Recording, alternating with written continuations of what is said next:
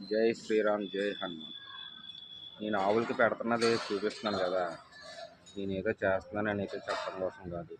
మీరు కూడా మీ వంతు సహాయంగా మామూలు జీవాలకు ఆహారం, నీళ్లు ఏది అవకాశం ఉంటే పెట్టండి. మీ వంతు మీరు ఏదో ఒక పని చేయండి. జై శ్రీరామ్, జై హనుమాన్.